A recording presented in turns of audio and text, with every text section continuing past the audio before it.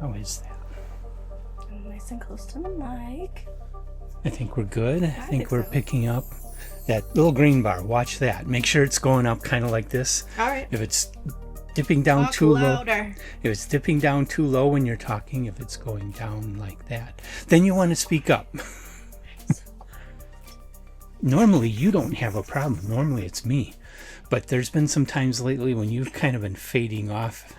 Oh, yeah. When I get really serious, while. I tend to drop into a lower register and get quieter and be like very intense about it. Yeah. So I gotta work on that. Try to be conscious about that. Yep, I can do that. And not do that. All right. Or I'll just slap you. Okay. Louder, Emily. I can't hear you. All right. I should have a fly swatter. I do. No, I You should have a signal. I don't know. Anyway. All right. Should signal it. Speak up, damn it. Yeah. Emily, you're getting too quiet. Say some shit. Okay. Some shit. All right. I'll let you start. Okay. Hey guys, welcome back to Telltale. I'm Emily. I'm Greg. And today we are going to be discussing Holidays on Ice by David Sedaris. This is our very first Christmas-themed book that we've ever done. I have a different edition. Yes. You have a nice hardcover. I have the little thrift store find that I got. Yeah, well, I went online and found a first edition. It wasn't expensive. Yeah, no, it's not a very super well-known book. Get a load of this, though. Yeah, it's on the back. Mine might be an oops, too, because it looks like there's some weirdness going on the side of the cover here. Where the frame kind of tapers off into the spine. I think something got cut weird. Or maybe it's just to intend to look drunk. Somebody hung a frame drunk. It's a weird book. It is a weird book. I love it so much. Anyway. So, that's what we're talking about. We are Telltale Books, bringing you the best in literature, literary topics, and graphic design and bookmaking. If you want to support us, you can find us on Etsy and Pango, where you can find gently used, rare, and even top quality used books. And if you like this video, be sure to hit the like button, the subscribe button, and maybe even that bell to be notified when new videos go live. Thanks for joining us. Okay, so Holidays on Ice is actually a short story collection by David Sedaris. He's best known for essays. The vast majority of his books, I went through his whole bibliography, put it on our website, and everything else he wrote was nonfiction essays, mostly opinion essays, probably for a magazine, though I'm not sure which. A lot of memoir stuff, too, from what I've read. Yeah, a lot of it based on his personal experience, a lot of it. And this one, too, even though this one is his only fictive work, it draws upon his own personal experiences. In particular, the first story draws upon his experience getting a job at Macy's as an elf. As an elf for Santa. So that's who David Sedaris is. He's written a lot of books. He's very highly regarded. Kind of different from what we've reviewed before, but that's okay. We like to do different things, and we we're more than just a genre channel. We want to get into other things. We want to get into more regular literature and nonfiction and stuff like that. This was my attempt to get Greg out of science fiction for a second, because I've read David Sedaris. My first introduction to him was in high school. So I've read his stuff before. I find him hilarious and really fun. So I figured this might be something you'd at least enjoy. Especially when it comes to holiday stuff. Holiday stuff can get kind of hokey. Yeah. Yeah, usually something like this, but I mean, look at this cover. Not your typical Christmas book. And he was born in Johnson City, New York on December 26, 1956. So only a little older than I am. He's still alive, I believe. Yes, he is. I don't know if I can't remember if he has written anything just recently. Naked was his first bestseller in 1997. I gotta write more stuff down. I keep forgetting to write certain things down. But I'm pretty sure this was like his second or third book after Naked. It was pretty early in his career. Well, not early in his career, but early in his book career, early publishing books. Yeah. He also does a lot for NPR. Oh, I didn't know that. Yeah, yeah. Sometimes he's on NPR as a guest and stuff too. And I know Okay. his sister has her own comedy show right now that does a little bit of everything, so Hmm. that's pretty fun. That's cool. Yeah, so they're cool. I like them. So, basic synopsis of what people can expect getting into this book. This is a book for people who hate Christmas. I don't know that I would go that far. No. But it's the harsh realities of Christmas sometimes. yeah, he's not Very good satire for that. he's not sugarcoating it Nope. or turning it into a Disney or Hallmark movie. Nope. This is not heartwarming. Okay, sometimes it is. Sometimes it is. But yes, this is not a heartwarming Christmas story. This is a story for people who get frustrated with Christmas. Mm-hmm. Well, and there are a lot of frustrations with Christmas. Oh, absolutely there are. So, for the quick tape people that want to watch and get off, what is your opinion of the book? I liked it. I wouldn't say it's top tail material, but David Sedaris is back with more witty, biting, hilarious humor, deep sarcasm, and harsh realities about life, the universe, and everything. And I think I can just double that. That's how I feel about it too. It was a fun book. It was really different from what I normally read. It was a good break. It was very short. It's not thick at all. It's like 110 pages, I it's think. not much bigger than a paperback. Yeah. Yeah, and very short. So I mean, a couple days and I was done with it. 123 pages in this edition. Very funny, unexpected. You know, like I say, not your typical Christmas stories, but didn't give you any bullshit. He gave it to you straight. You know, this is what it was like being an elf at Macy's at Christmas. And while there are other stories that get into other aspects of the holidays, and it's just very well written, very well thought out, a lot of personality to it, completely enjoyable. Yeah, one of the things I love about David Sedaris is that he likes to write in extremes, even in his own life. I think he's a man who's either fully on or completely off when it comes to stuff. It's absolutely a no or it's a fuck yes, I would die for it kind of mentality. And that's what I love about his writing. He is committed to the bit. Mm-hmm. Is really another way of putting it. David Sedaris is one of those people that when he writes a bit about something, that character is all in. So, like, at one point in the Santa diary, basically, part, as the elf working as Santa, he did things like, he'd tell people, look, a celebrity is visiting, even if they're not. Or if they were, he'd absolutely, like, try to direct attention to the celebrity to get more people in line for Santa. Because there's a potential that there's actually a celebrity they might actually see in line. And that sort of thing. Wasn't there one where when the celebrity was leaving, he told people that go to the other end and get out of line now because I don't want to deal with you. So they all flocked to go after the celebrity. The celebrity was trying to be incognito. Yeah, I think that was Phil Collins. When Phil Collins showed up to Macy's. Oh, that was funny. But yeah. So it's amazing he didn't get fired from that job for all the jokes he pulled on people and stunts he pulled.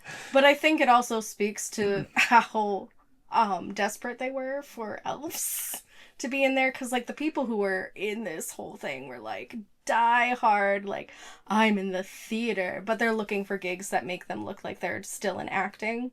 Mm-hmm. And so this is one that is definitely themed that needs to be acting. But yeah, the first story is great because it gives poignant views about the frustrations of dealing with parents and children when they're trying to go see Santa, and dealing with parents who are just over the top, parents who clearly don't care, drunk adults who sit on Santa's lap and are just lewd and horrible to each other. And, like, just that whole section is just about reading people in an extreme circumstance. Mm-hmm. It's a lot of people watching. Mm-hmm. And I think that's what I love about that first story. Mm-hmm. That, and there's, like, little bits of heartwarming things in it too. Like, his favorite Santa he worked with really dedicates himself to the theme of being Santa. Yeah. And is a really good person. Mm-hmm. So, like, it's sprinkled in there that he really loves working with this Santa and really loves playing along with this Santa because he loves what he does. And, you know, things like people being upset when black Santa is there, you know, like talking about blatant racism and being like, you know, with a humorous twist about how he thinks it's stupid and funny that people would be so, you know, so on about this or so upset about this. 'Cause Santa is Santa. But, you know, just really calling out those people who were very bigoted and very racist about, you know, what their Santa looked like and wanting a Santa that looked like them. Those kinds of things. And just the shit he pulled to not be put on certain positions he didn't like doing. Like, he pulled a lot of pranks. I can't even do them justice. You have to read it, because his style of writing is just so witty and biting and hilarious and funny. You're not even mad. No. He's pulling some heinous things and you're not even mad. Well, he's being honest. Yeah, he is being honest, and you just enjoy him and you find it almost endearing, like the mean gay. It's like, oh, he's just like that. Aw, he's just a little shit. Aw. Kind of thing. Yeah. So I think I really love that about him, because it really sets the tone not only for David Sedaris as a writer, but his personality is so much in this story. It's like, yeah, I think 10% of it is fiction and the rest is... Yeah, he had a strong personality come across. He really had a sense of who was doing the talking here. Yes. And so if it isn't really him, because I don't know him, I've never met him. Well, if it isn't really him, if it's then based he off did his an memoir amazing writing, job. it's really him. Okay. It really is. It probably is then. Yeah, that is a really great introduction to him as a writer and as a person. What you see is what you get, and I love that. Yeah. And then there was the second story, which is a Christmas letter, like card, to friends and family about this family that, I think that's the second one, right? Yeah, yeah. Where basically this woman shows up from China claiming that the lady who's writing its husband is her father, but she keeps calling him daddy and is definitely a whore. She's definitely a like mail order prostitute or something, and gold digger. So the whole story is this woman just like writing about how fucked up her suburban life is, because this woman shows up and then like a baby's put in a dryer, like everything that could go wrong, and it's so morbid and dark. It's hilarious though, the way he presents it, like the suburban woman who's just like, oh, you know, I'm just the victim here, even though she's likely the cause and perpetrator of a lot of issues in this family. Yeah. She is clearly the problem and not the solution. Mm-hmm. So that was just, again, another case of extremes that David Sedaris uses. Just over-the-top stuff. And it just happens to be based around the holidays. And I love that he wrote it as, like, a letter, a Christmas letter to friends and family, updating them on the last year of their life and how crazy it was. Yeah. Which is, like, also absurd. Great absurd humor, great situational humor, great dark humor. All rolled into one story.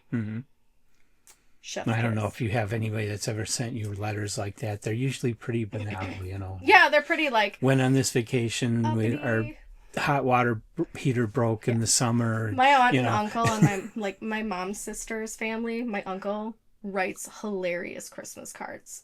They're not like this, but he has little kibitzy commentary that includes the personalities of his children. Like, my cousin is very much eye rolls at her dad all the time. He includes that in there, and it's very, very well done. I like reading their Christmas letters. Yeah. I would love... This is like spilling the tea. I would love getting this Christmas letter. And just the level of schadenfreude I would have being grateful I am not them would be hilarious. So if you love great holiday drama and tea and messed up family stuff, that's the one. So, did you have, of these stories, did you have one that was one of your favorites? I feel like I'm just talking a lot. No, you're doing good. It's been a little while since I've read it, and my memory is kind of fading because of some of the other big things I've read. I know. I've read so many things in between, too. but yeah, you're going in the correct order. The next story was Dinah the Christmas Whore. Oh, yes. So this one was kind of almost memoir. And because this is a work of fiction, it's kind of one of those things where it's like, again, 10% of it is probably fiction and the rest is true. But this comes from a fictional situation that David and his sister had, where his sister worked at a different restaurant than him and had some friends from that restaurant, and she ends up on like Christmas Eve going over and grabbing one of the girls from her abusive boyfriend. Except when they get her to the house, they all realize, oh, she's a prostitute the other part of the time when she's not working. But they just treat her like a person, you know, because they're like, oh, okay, well, if that's what you do, that's what you do. Yeah. You know, but it's kind of a heartwarming story because not only did this family basically pull her out of a bad situation and give her a place to be on Christmas Eve, but they're all just themselves. Like their moms, you know, sipping on vodka and pulling out, you know, cigarettes and sitting around in her underwear, and, you know, the prostitutes scantily clad in fishnets and barely, you know, the ultra mini skirts and that kind of thing, and everybody's just chilling and hanging out and talking and enjoying themselves and just being people together. Yeah. And that really is what Christmas is all about. Saving hookers from their abusive boyfriends and giving them a place to be on Christmas Eve. Oh, and then after that was Front Row Center with Thaddeus Bristol. Oh, yeah. That was funny. That was funny, too, where it's this guy who goes around and helps elementary school theater groups do stuff, and he's just critiquing how terrible all these children are at acting. And he's like a theater major. Yeah. So he's like sitting here being absolutely relentless to these children and just roasting the shit out of them. And as a reader, it's like, this guy's just being an ass toward these kids. But on the other hand, if you've been to one of those things... He's not wrong. He's not wrong. Hey, where's the lie? Where's the lie? It's just being honest. Yeah, and he's just like... And then all these parents are like feigning exuberance about how great their child did in the production. And he's like, they sucked. They sucked. And he's not... Like, he's like, they're not professionals. They're just kids. I know that. And they suck. Yeah. Everybody knows they suck. The parents know they suck. So it's really very funny because that just whole point of view. I've helped with children's theater. Yeah. True story, bro. True story. Well, the one after that, based upon a true story, it's titled. Yes. Where you have a guy who writes for TV. Yeah. Fills in for a pastor at a church giving the sermon. And trying to convince the congregation to get this one woman who had a weird situation at Christmas to give him the rights to her story so that he can turn it into like a made-for-TV either miniseries or a made-for-TV movie. And just the roundabout, absolutely slimy way he does it from the pulpit while holding their pastor hostage in his truck. And just like, hey, I'll give you all new cars and like $1,200 and new fridges and stuff. If you could all convince this woman to stop lawyering up and quit sending me cease and desist. It's just so absolutely over the top again. Yeah. And of course, it's the Christmas sermon, so he's doing it in the spirit of Christmas and being Christians and all that. You should be more giving and forthright. It's so funny. And you hate to say it, but that would be more fun than real sermons. I know. I would have if this guy showed up, I'd be making popcorn in the fellowship hall and running back to my seat as quickly as possible to hear this guy out. Instantly. Absolutely. We'd be breaking into the sermon or the communion plates. We'd be eating the crackers out of the tray and drinking the little wine cups. Enjoying this man's sermon to the best of our ability. And the final story was Christmas Means Giving, and it's these two neighbors that are competing with one another. Yes, keeping up with the Johnsons, except they're both ridiculously wealthy and misinterpreting what giving means. And then they kind of flip it on its head and it's like they give until there literally is nothing left. kind of situation. Oh, it's very funny. Again, another situation of extremes, but it speaks to, people who do hoard wealth. Mm-hmm. And suddenly they realize what Christmas is all about and then go the opposite direction in this story. In most cases, that's not true. They just keep hoarding wealth. Right. But this one was very funny. It was great absurd humor and just a lot of social commentary about how people behave around the holidays. Mm-hmm. And that's what I love the most, though, is that it's just telling the truth about the weird things that humans do around the holidays. Yeah. To make some kind of impression and, have the holiday spirit, whatever that means. Yeah. So, and of course, in true David Sedaris fashion. So, will I be able to get you to read more David Sedaris? I think so. While Engulfed in Flames was so. a great series of work. I have that one, so. Okay. We'll have to try to get you broken into that guy. All right. But yeah. Because, I enjoyed this a lot. This is the kind of thing that writers have to be careful with, because humor can fall completely flat. Yeah, it's hard. It can really go bad. There's a lot of things you have to avoid saying, and yet at the same time, there's things he says in there that a lot of people would find offensive, but he does it right, so that it's not really offensive. It's just being honest. Yes. And so in that way, it's coming across more human. It's real experience. There's a lot of personality to it. The way he did it is how humor should be done. A lot of authors really need to read him and learn that, because most other authors don't do humor well. Yes. And I'm interested. I haven't ever read one of his books, one of his novels.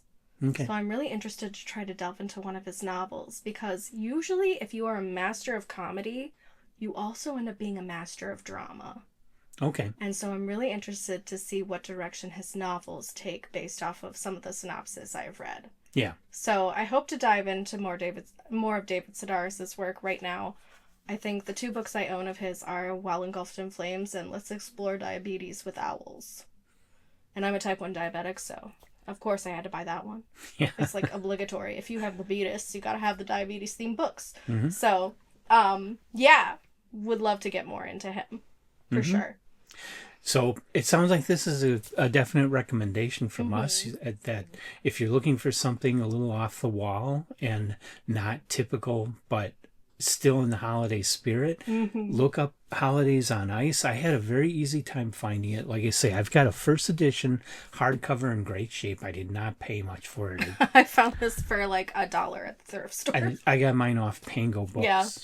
I mean, they're super accessible. David Sedaris is a pretty well-known author, so. Yeah. So easy to get a hold of, even if you can't find them in Barnes & Noble for some reason. I've never gone there and looked. I don't know. Yeah, you can, usually. I don't know if you'd find this one specifically, but yeah, he'll be there. But yeah, go online. If not, you can find this one definitely. I had a lot of different copies of it come up when I searched for it. And like I say, I got first edition hardcover in perfect shape and didn't cost me much. So I think I paid less than $10 on Pango Books for it. Yeah, and like I said, I found mine at a thrift store for $1. And of course, we have a Pango Book store too. We don't have any David Sedaris in there right now, but we'll be watching for his books, because I think we should have a few in our store. Absolutely, he's a phenomenal author. I've enjoyed him even since I was a sophomore in high school when I first got introduced to his work. So. Okay, years and years ago. Many years ago. A few decades now. Good times. Anyway, so, yes, we do have a Pango and an Etsy. If you guys want to continue to help support us, we have some beautiful books on there, some rare and antique and vintage on our Etsy, as well as gently used contemporary books that we either had duplicates of or have replaced with other copies from our own personal collections. Those are all available on there. And we have a ton of audiobooks right now on CD. A lot of thrillers and mysteries. So if you're into those and not a reader, but you got a commute, that's great to have on hand too, especially in a world where it's harder to get your hands on tangible materials and CDs, especially audio. Everything's download now. Well, and for the future, a lot of people are going back to physical media because of Right. what's happening with these corporations. Basically, you pay all this money and you own nothing. Yes. And people want to have it. They want it where Amazon or Apple can't pull it out of their device and take it away from them. So, audiobooks on CD, we've got a whole bunch of them, and they're all Lots and like lots. best-selling authors. And of course, physical books, they're what you really need to have, because when you buy those, they're yours. Yep. You can resell them if you want. You can do what you want with them. You can It's collect yours. them. It's Yes. not something where some big corporation's going to rip it out of your hands As you before can you're done. tell, we're big advocates for tangible materials. Yes. If you saw the rest of this room, there are piles of books everywhere. But that's why a lot of people are going back to LPs. Yeah. Instead of streaming music, they're going back to CDs, DVDs and vinyl. Blu-ray. They're going back to books for reading. Yeah, letting go of the streaming services. And then, of course, why all the... would we want to support the billionaires who are already billionaires? Exactly. Honestly. And then, of course, all the Audible has been in the news a lot lately with a lot of problems for how the authors are kind of getting short shafted by them. I don't know all the details, but there are plenty of videos out on YouTube to explain all the details about that, so look for those. But yeah, Audible has been fighting their public relations front to keep going, and a lot of people are unhappy with that. There are alternatives. Yes, like lots of. Libro is one that I use, and it helps me support local, literal indie bookstores in my area. I support too. Yeah, and Libro is the one with free books, right?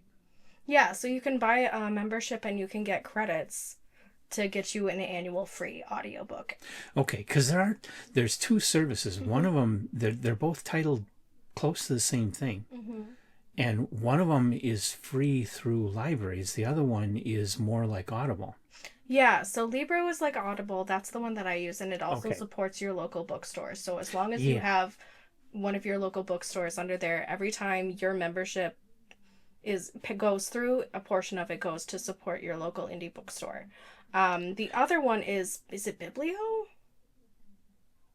No, Biblio is a used book service. Something like that. I can't remember.